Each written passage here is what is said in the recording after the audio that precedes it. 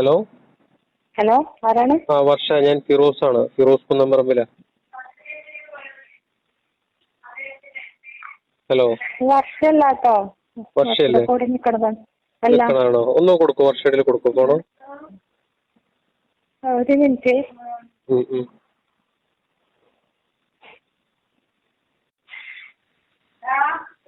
Hello, വർഷയാണോ? അതെ. വർഷ, ഞാൻ ഫിറോസ് ആണ്. ഫിറോസ് കുന്നംപറമ്പിലാണ്. പറ. എന്താ പ്രശ്നം?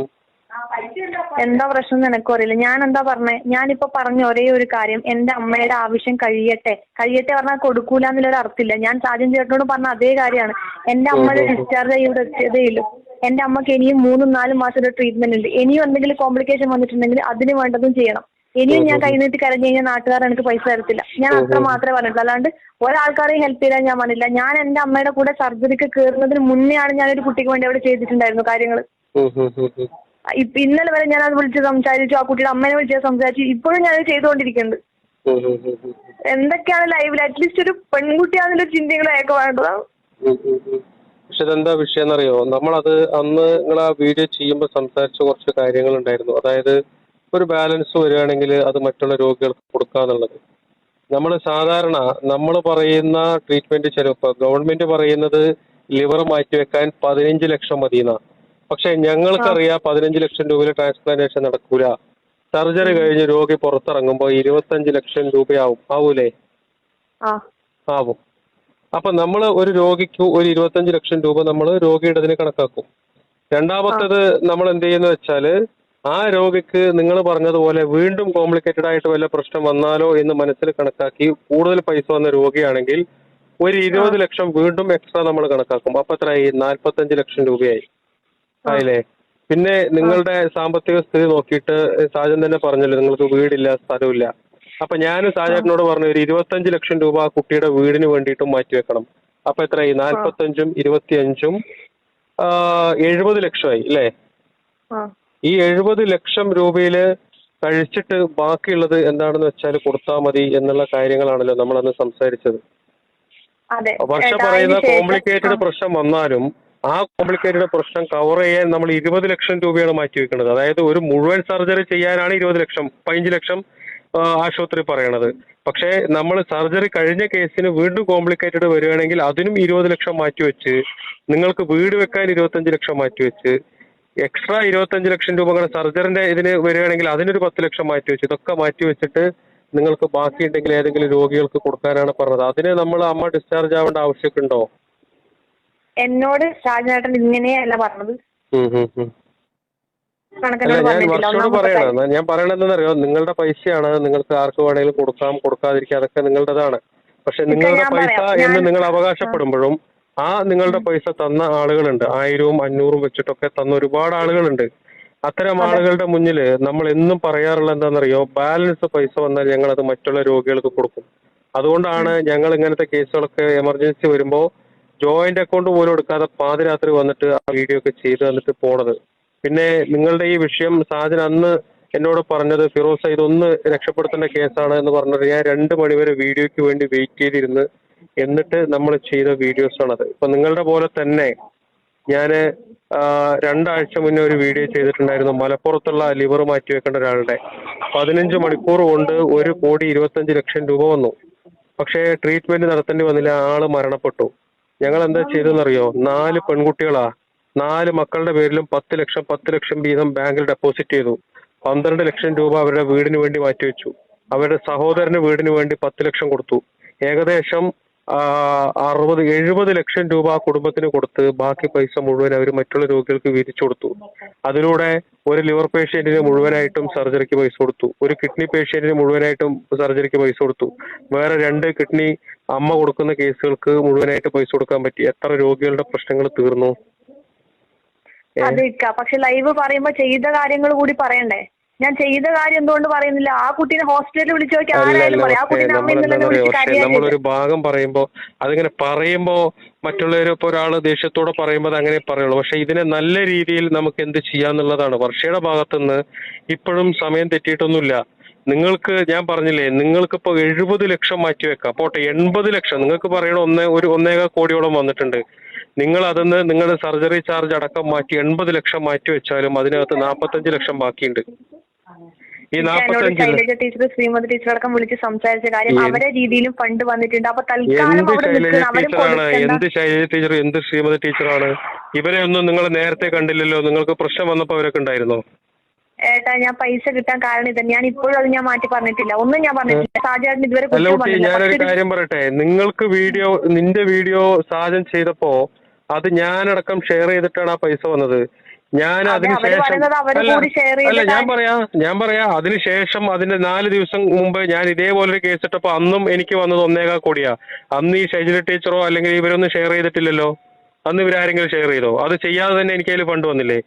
ഞാൻ മിനിഞ്ഞാന്നിട്ട വീഡിയോയിൽ 60 ലക്ഷം വന്നു. അത് ഇവര് ഷെയർ ചെയ്തിട്ടാ? അല്ല, അത് ഞങ്ങൾ ഇടുന്നതില് ഞങ്ങളെ വിശ്വസിച്ച ആളുകൾ പൈസ ഇടുന്നത്. അതെന്താ പൈസ വരുമ്പോ മാത്രം ഈ പറയുന്ന മന്ത്രിമാരും മറ്റുള്ളവരും ഷെയർ ചെയ്യുക, അതല്ലാത്ത സമയത്തൊക്കെ അവര് ഷെയർ ചെയ്യൂല, സഹായിക്കാനാണ്? ഇതൊക്കെ എന്ത് വാദമാണ് അതൊക്കെ?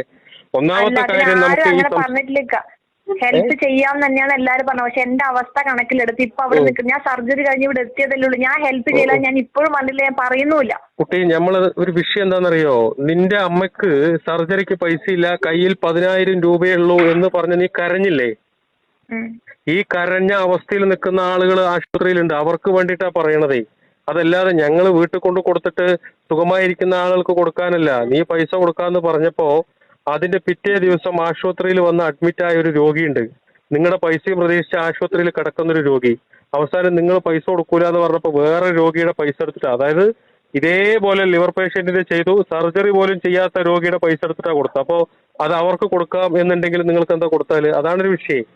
നിങ്ങൾ മാത്രം 3 മാസം 4 മാസം കഴിയട്ടെ എന്ന് പറയുമ്പോ ഷാജനാട്ട പറഞ്ഞത് ജോയിന്റ് അക്കൗണ്ട് ആക്കണം എന്നുള്ളത് പറഞ്ഞു. അപ്പൊ എന്നോട് എല്ലാരും പറഞ്ഞൊരു കാര്യം അതിന് നിൽക്കണ്ടല്ലോ എന്നുള്ള കാര്യമാണ്. അതിന്റെ വാശിക്കാണ് കൈവിട്ടതെന്ന് എനിക്കറിയാം. അല്ല, ഞാൻ പറയണത് എന്താണെന്നറിയോ? ജോയിന്റ് അക്കൗണ്ടോ ഒന്നും ആവശ്യമില്ല. ഞാൻ പറയണത് നമുക്ക് ഇത് ദൈവം തന്നതാണ് കുട്ടി. ഇതൊക്കെ നമ്മൾ ചിന്തിക്കേണ്ടത് അങ്ങനെയാ. നിങ്ങൾ എത്രമാത്രം കരഞ്ഞ് ബുദ്ധിമുട്ടിയ സമയത്ത്, ഒരാൾ സഹായിക്കാനില്ലാത്ത സമയത്ത് നിങ്ങൾക്ക് ദൈവം തുറന്നു തന്ന ഒരു വഴിയാണത്. ഈ വഴിയിലൂടെ നിങ്ങൾക്ക് നിങ്ങളുടെ അമ്മയുടെ ചികിത്സയ്ക്ക് മാത്രമല്ല, നിങ്ങൾക്ക് സ്വന്തമായിട്ടൊരു വീടും നിങ്ങൾക്ക് ജീവിക്കാനുള്ള ഫണ്ട് കിട്ടിയിട്ട് അതിന്റെ ബാലൻസും നിങ്ങൾ ആർക്കും കൊടുക്കാതെ 2 മാസം കഴിയട്ടെ 3 മാസം കഴിയട്ടെ എന്ന് പറയുമ്പോൾ ഇതൊക്കെ എമർജൻസി വേണ്ടതാ. പാതിരാത്രിയാണ് നീ കരഞ്ഞത് എന്റെ അമ്മയെ രക്ഷിക്കണം എന്ന് പറഞ്ഞിട്ട്. അതേപോലെ പാതിരാത്രികളിൽ കാത്തിരിക്കുന്ന ജീവിതങ്ങളുണ്ട്. അവർക്ക് കൊടുക്കാനാണ് നമ്മൾ പറയണത്. അതല്ലാതെ ഞങ്ങൾ എവിടെയെങ്കിലും കിടക്കുന്ന ആളുകൾക്ക് നിങ്ങൾ 5 ലക്ഷം അവിടെ കൊടുക്കുക, 10 ലക്ഷം അവിടെ കൊടുക്കുക എന്ന് പറയുന്നതല്ല. എല്ലാവരും ജീവന് വേണ്ടി കരയുന്ന ആളുകളാണ്. നിങ്ങൾക്കുള്ള അതേ എമർജൻസിയിൽ നിൽക്കുന്ന ആളുകളാ. എനിക്ക് അതെനിക്കറിയാം. ആ അവസ്ഥയിൽ കൂടെ കടന്നു വന്ന ആളാ ഞാൻ. വന്നിട്ട് ഇന്നലെ എനിക്ക് എനിക്ക് ഇവിടെ വന്നതിന് ശേഷം എനിക്ക് റെസ്റ്റ് എടുക്കാൻ ഒരു ടൈം ഇവർ തന്നില്ല.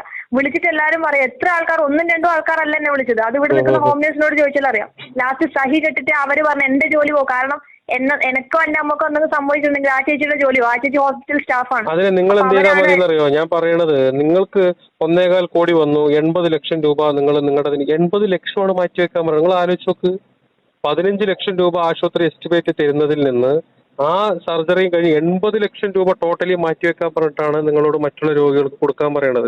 80 ലക്ഷം എന്നോട് സംസാരിച്ചിരുന്നത് ഇപ്പൊ സംസാരിച്ചത് പോലെയല്ല എന്നോട് സംസാരിച്ചത്. എന്നോട് ഞാൻ പറയണത് എന്താണെന്നറിയോ? ഞാൻ പറയണത് നമ്മളിപ്പോ മറ്റുള്ള സാധനോടോ അല്ലെങ്കിൽ മറ്റുള്ള വൈരാഗ്യത്തിനോ വാശിക്കോ അല്ല ഞാൻ പറയണത്. അതായത് 80 ലക്ഷം രൂപ മാറ്റിവെച്ചാൽ 45 ലക്ഷം രൂപയോളം നിങ്ങളുടെ കയ്യിലുണ്ട്.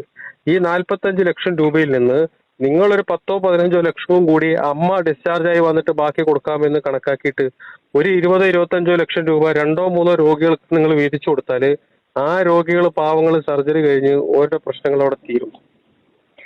പക്ഷെ ഈ രീതിയിലൊന്നും അല്ല എന്നോട് സാജൻ എന്ന് പറയുന്ന ആൾ ഈ രീതിയിലൊന്നും അല്ല സംസാരിച്ചുകൊണ്ടിരുന്നത്. ഒന്നാമത് ജോയിന്റ് അക്കൗണ്ട് ആക്കുന്ന കാര്യം പറഞ്ഞപ്പോൾ എല്ലാവരും പറഞ്ഞു അതിന്റെ ആവശ്യമില്ല എന്നുള്ളത്. രണ്ടാമത്തെ കാര്യം, ഏതോ ഒരു 2 ആൾ, ഇതുവരെ കോണ്ടാക്ട് ഇല്ലാത്ത ഏതോ ഒരു 2 ആൾ ഇവിടെ വരുന്നുണ്ട്. എന്റെ ഗൂഗിൾ പേന്റെ കോഡ് എന്തോ ഇതാക്കാൻ. ഇതൊക്കെ പുറത്തുനിന്ന് ഒരാൾ കേൾക്കുമ്പോ എനിക്ക് ശരിയാണ്, ചോദിക്കാനും പറയാൻ ആരും ഉണ്ടായില്ല, ശരിയാണ്. പക്ഷെ ഇന്ന് എനിക്ക് ആൾക്കാരുണ്ടോ അത് പൈസ കണ്ടിട്ട് മാത്രമല്ല. ഇപ്പൊ മന്ത്രിമാരും എന്റെ പൈസ കണ്ട് വിളിക്കുന്നവരല്ല. പക്ഷെ ഇടപെടാൻ ഒരാളുണ്ട് എന്ന് കാണുമ്പോ അത് എന്റെ അടുത്ത് ഞാൻ ഇപ്പൊ പറഞ്ഞത് കാര്യം അല്ല ഈ ചേച്ചി ആളിനോട് പറഞ്ഞ കാര്യം ഇപ്പൊ ഇടപെടുന്നെന്തായി? മന്ത്രിമാർക്ക് ഇപ്പൊ ഇടപെടാനുള്ള കാരണം എന്താ? ഞാൻ പറഞ്ഞു ഓൾറെഡി എനിക്ക് ഇവിടെ അറിയുന്ന ഒരാളുണ്ട്. കാരണം ക്യാഷിന്റെ കാര്യം പറഞ്ഞാൽ സത്യം പറഞ്ഞാൽ എനിക്ക് പേടി തന്നെയാണ്. കാരണം ജോയിന്റ് അക്കൗണ്ട് ആക്കുക, അതാക്കി ഇതാക്കുന്നൊക്കെ പറഞ്ഞ് ഇവര് പറയുന്നത്. അതിനിടയ്ക്ക് വേറൊരു പ്രോബ്ലം ഉണ്ടായിരുന്നു. ഹോസ്പിറ്റലിൽ വെച്ച് എന്തോ എന്റെ അമ്മയോട് ചെക്ക് ഒപ്പിട്ട് മേടിക്കുന്നവരെ പറഞ്ഞൊരു കേസ് ഉണ്ടായിരുന്നു. ആരാ ഒപ്പിട്ട് വാങ്ങിക്കാൻ പറഞ്ഞത്? നിങ്ങളുടെ കൂടെയുള്ള ആരാണ് അത്ര പറഞ്ഞത്? ഏതൊരു 2 സ്ത്രീകള്? കൂടെയില്ല ആരുമാണ് പറഞ്ഞത്. പക്ഷെ കൂടെയില്ല ആളും ആ കൂടെ ഉണ്ട് എന്ന് പറഞ്ഞ ആ ആളും ഈ ഷാജൻ ചേട്ടന് ഇപ്പൊ ഭയങ്കര കണക്ഷൻ. അതെങ്ങനെ ഇത്ര പെട്ടെന്ന് ചേഞ്ച് ആയെന്ന് എനിക്കറിയില്ല. ഇന്നലെ അവരാണ് എന്റെ ഏച്ചിനെ വിളിച്ചിട്ട് ഭീഷണിപ്പെടുന്നത്, നാട്ടിലെ ഏച്ചിനെ. ഇങ്ങനെ പലതും നടക്കുന്നുണ്ട്. അതുകൊണ്ടാണ് ഞാൻ പറഞ്ഞത് എനിക്ക് ഇതിലൊരു കാര്യം എനിക്ക് ഒറ്റയ്ക്ക് തീരുമാനിക്കാൻ എനിക്ക് നല്ല ബുദ്ധിമുട്ടുണ്ട്. ഇന്നലെ വരെ, അതായത് എന്നെ വിളിച്ച് കാരണം അപ്പൊ ഇന്നലെ വരെ ഞാൻ ഹോസ്പിറ്റലിലോട്ട് വിളിച്ചു, ഡോക്ടറെ ആരെങ്കിലും എന്റെ പേര് പറഞ്ഞിട്ട് അഡ്മിറ്റ് ആക്കിയിട്ടുണ്ടോ? കാരണം ഞാൻ കാരണം ഒരാൾ വിഷമിക്കരുത്, അതെനിക്ക് നിർബന്ധം ഉണ്ടായിരുന്നു. പക്ഷെ ഡോക്ടർ എന്നോട് പറഞ്ഞത് അങ്ങനെ അഡ്മിറ്റ് ചെയ്തിട്ടില്ല എന്നുള്ള കാര്യമാണ്. അതുമല്ല ഇപ്പൊ വിളിച്ച് ഭീഷണിയാണ്, എന്റെ ഏച്ചോട് വിളിച്ച് ഭീഷണിപ്പെടുന്നു. ഷാജൻ ഇന്നലെ ഏതൊരു കോട്ടയത്തെ ഡിസ്ചാർജിന്റെ വോയിസ് ക്ലിപ്പ് എനിക്കത് കേട്ടിട്ട് സങ്കടമായി. കാരണം ഇയാൾ വിളിച്ച് പറഞ്ഞേക്ക നിങ്ങൾ ഡിസ്ചാർജ് ചെയ്തോളിയും, പൈസ ഞാൻ അയക്കാം എന്നൊക്കെ ഉള്ളൊരു കേട്ടോ നിങ്ങളാളുടെ ലൈവില്? ഇല്ല. അങ്ങനെ കുറെ ഏറ്റ കേസുകളുണ്ട്. അതായത് അതൊക്കെ ഒരു വിശ്വാസമാണ്. കാരണം നിങ്ങൾ അവിടെ വന്നിട്ട് പറയാണ് ഞങ്ങളെ കാര്യം സഹായിക്കാനില്ല, നിങ്ങൾ മാത്രമേ ഉള്ളൂ എന്ന് പറഞ്ഞ് ഓരിങ്ങനെ കൂടെ നിൽക്കുമ്പോൾ നിങ്ങൾ കൃത്യമായി നിങ്ങൾ പറഞ്ഞ വാക്ക് പാലിക്കും എന്നുള്ള വിശ്വാസത്തിന്റെ പുറത്ത് അവരേറ്റെടുത്ത കുറെ രോഗികളുടെ പ്രശ്നങ്ങൾ അവസാനം നിങ്ങളതിപ്പോൾ ചെയ്യാൻ കഴിയില്ല, ഞങ്ങൾക്കത് ആലോചിച്ച് ചെയ്യാൻ കഴിയുള്ളൂ എന്ന് പറയുമ്പോൾ, അല്ലെങ്കിൽ അമ്മ ഡിസ്ചാർജ് ആവട്ടെ എന്ന് പറയുമ്പോൾ നാളെ തരാം മറ്റന്നാൾ തരാം എന്ന് പറഞ്ഞ് ആശുപത്രിയിൽ ഇവർ പറഞ്ഞ് കൊടുത്ത വാക്ക് പാലിക്കപ്പെടാൻ കഴിയാതാവുമ്പോൾ ഉണ്ടാവുന്ന മാനസികാവസ്ഥ, ഇതൊക്കെ അതിന്റെ പ്രശ്നങ്ങളാ. എന്തെങ്കിലും നല്ല രീതിയിൽ പറയിപ്പിച്ചത് ഷാജൻ ചേട്ടൻ തന്നെ. ഞാൻ പറഞ്ഞില്ലേ, ഞാൻ ഇന്നലെ വരെ ഞാൻ ഹോസ്പിറ്റലിലോട്ട് വിളിച്ച് അന്വേഷിച്ചു എന്തെങ്കിലും ഞാൻ കാരണം ഇനി ആരെങ്കിലും എന്തെങ്കിലും സംഭവിക്കാൻ. എനിക്ക് സത്യം പറഞ്ഞാൽ നല്ല പേടിയുണ്ടായിരുന്നു, എനിക്ക് നല്ല ടെൻഷനും ഉണ്ടായിരുന്നു. ഞാൻ ഇന്നലെ വരെ വിളിച്ചു വെച്ചു. പക്ഷെ എന്നെ കൊണ്ട് ഇത്രയും ചെയ്യിപ്പിച്ചിട്ടുണ്ടെങ്കിൽ അതിന്റെ ഒരേ ഒരു കാരണം ഷാജൻ ചേട്ടൻ തന്നെ. ഇന്ന് ലൈവിൽ വന്നു, എന്താ ഞാൻ ചെയ്തൊന്നും എന്തുകൊണ്ട് പറഞ്ഞില്ല, ഞാൻ ആ കുട്ടിയെ സഹായിച്ചു എന്തുകൊണ്ട് പറഞ്ഞില്ല. അയാളോട് ജീവിതത്തിൽ മരിക്കുന്നവരെ നീ അയാളോട് ദേഷ്യപ്പെടാൻ പാടില്ല. കാരണം എന്താ വെച്ചാൽ പറഞ്ഞോ. അതായത് നീ മരിക്കുന്നവരെയും നീയും നിന്റെ അമ്മയും അയാളോട് കടപ്പെട്ടിരിക്കേണ്ട ആളുകളാ. അത്രയ്ക്കും ഒരു വിഷമാവസ്ഥയിൽ വന്ന് സഹായിച്ച ഒരാളാണ്. ഈ ചെറിയൊരു വിഷയത്തിൽ നീ അയാളോട് ദേഷ്യം കാണിക്കാനോ അതല്ലെങ്കിൽ അയാൾ അങ്ങനെ പറഞ്ഞില്ലേ പിടിച്ചില്ലേ എന്ന് പറയാൻ പാടില്ല. അപ്പൊ അങ്ങനെ ഒരു ഇതുണ്ട്. നിങ്ങൾ എന്താ നോക്കിയിട്ട് നിങ്ങളെ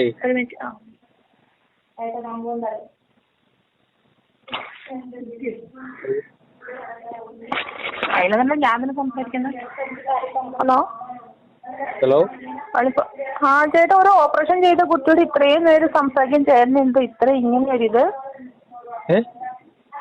ഒരു ഓപ്പറേഷൻ ചെയ്ത കുട്ടിയല്ലേ അവര്, ഇത്രയും നേരം 1 മണിക്കൂറോളം സംസാരിക്കാൻ ചേട്ടൻ അറിയില്ലേ? എന്തോ ആയിക്കോട്ടെ ചേട്ടൻ ഇപ്പിച്ച് നോർമലായിട്ട് സംസാരിക്കും കേട്ടോ. ആയിക്കോട്ടെ, ശരി.